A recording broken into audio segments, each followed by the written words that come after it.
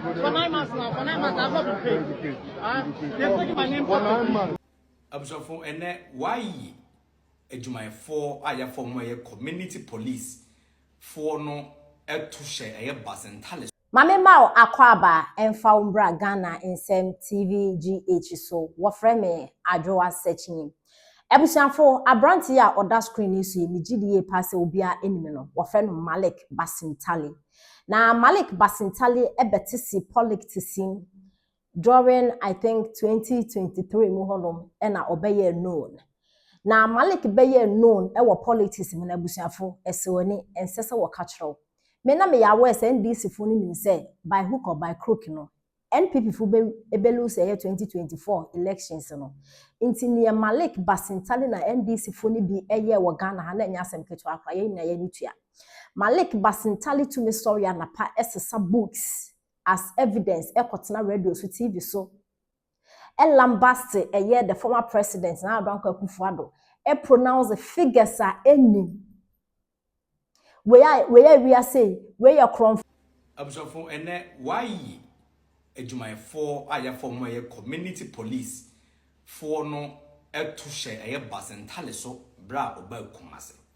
Abusuafo omuso mo ha nyina ne say o ma ya adwuma bosome maako enkron 9 months yintua wo muka ade tia omufa ka omudidi Basintale etua na ho ka bosome bia nanso ontumi ntua community police foka we ama yese se bebreduasa se insu ta poncheni a oje wo we ama ene sa zoom police fo no ebetete Basintale bra oba Kumasi no muso chense Basintale ya ye adwuma bosome nkron untua yeka but wo tua wo hoka wo yire ne wo ma edidi wo fie pa ye untua yeka nti sebi ade chekra na yem hyehye efise ne ebedi mpo ye den na ya odra kosem insem huna Basintale adi nyina no ontumi ntua ne nkrofo ka na so billions of citizens Basintale ono wanya a wo de ye ne ho yi Abusuafo men konin ko video no bra na abrante no esu ka che Basintale se ma ye djuma bosome nkron untua meka men konin ko video no For 9 months now, for 9 months, I've not been paid. They're taking my name for 9 months. 9 months. I have my staff ID.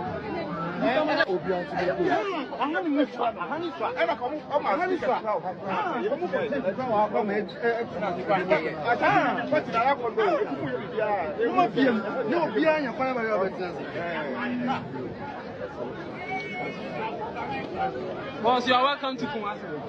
Boss, Ay3ka. Everything. You are welcome to Kumasi. My name is cked. I don't pay yet. What's up? For 9 months now, for 9 months, I've not been paid. They're taking my name for 9 months. 9 months. I have my staff ID. And I've not been paid. I've gone to confirm several times. Yes. That our grant has expired. Why? Since last year, up to date, we moved to 8 months. You see, I have my ID. Even this one, we are not even appearing on the TV at all. Yes. So. You'll be the first one. All right. Then please, we just need your assurance. 100% assurance. All right. Come.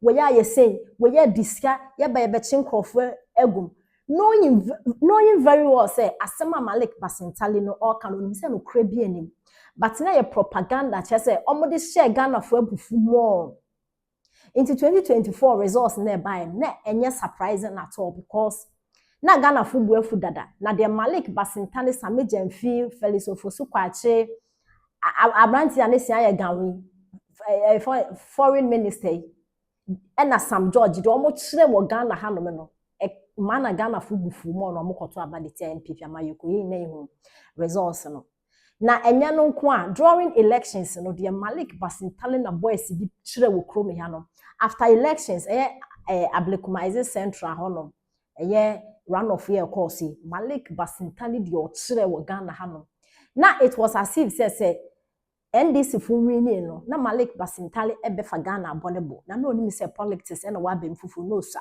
em say NDC fu an kan chen he say Malik Basintale wa adwo na Malik Basintale during the conversations na the campaign no ye no o promise Ghana youth nyina say ono de oba bema within 1 year no and answer within 6 months 5 months no Ghana youth fu nyina benya adwuma ye obia sika bebo obia ne botom nti Ghana fu youth no mo nkomo akoma into ne and I'm so and His Excellency John Dramani Mahama almost when in January no or the a year 1 year position no eshe Malik Basintale nensa is a youth no ono dano na Malik Basintale afa youth ni bi ewo police offense immigration na de adea almost 2 years Malik Basintale no ti aka o onti obi aka na nase wo so Kumasi attack bi e call no so ebi nyame na ne bodyguard no mo di ni sie nka Malik Basintale wa fi Kumasi ho amba bedu Accra ha boys na kire so omo aye adwuma 2 years no pay onti omo ka yansa de beto no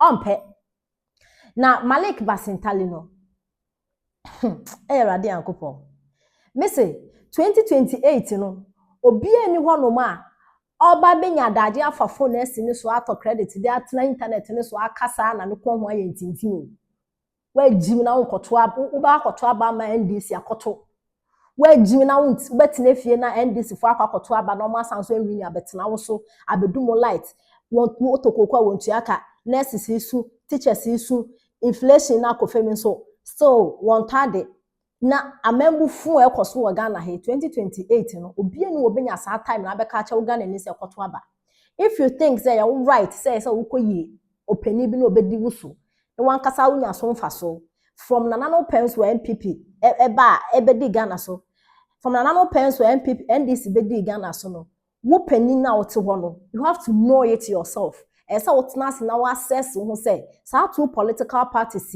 emu ne ehe ene bedi Ghana so me Ghana ni menya so mfa so yen gold yen timber yen bauxite yen diamond empendefo no ton no aban ben na abatena so ameba enya so mfa so yen ni kura boy yo wo UK also ni made papa but looking at where he's coming from a very poor background then so na Dubai yo the free SHS ba ye onye bi call ya nyame adom internet ebu obi ko ye an interview na the kind of results abranti eyi yen kwa ye ntia wu kura ye nyama me fo na papa fo hwe na abranti ni ti ya adwuma sei wanyo obi na wan hwe no it took Nanado no the free SHS by a branch to me ko bi ne o UK and just all your masters in science or say dey enya asem ketwa into such an intelligent guy anka at the papa way na talent way na anka etu agu ka drum ne hye but Ghana ni bentu mentena sin hunyansa said abi NDC nya ba ye say eto aba ma omo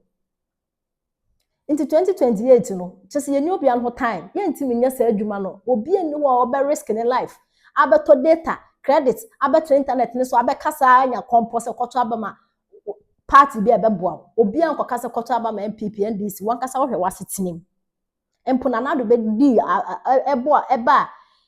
ebedi president I will try 8 years Nanado be president 2017 won so Nanado in who say kokofu esu who say teachers isu da be na who say nurses for the placards ejejina kwan me demonstration till 2022 a COVID-19 be say bibia Nanado be the president who did that from 2016 2017 18 19 20 22 one san na nyewa be basa Ghana for the mo pa ho kire Kelvin Taylor ka che mo say light adu ene on bedum ne nda adum no chena wo fridge say you ice cream say you drink say you tina ho kire na mre papa embra Ghana food nim sa ade no ne ho kire kakra bia okoto abetia obi enya ho time why ye ka kire mo si nya time be campaign bio unim yansa atenifia nkoto aba ana akoto aba wankasa wo pe fama wo kra ene wa wasema obi amfa ho kra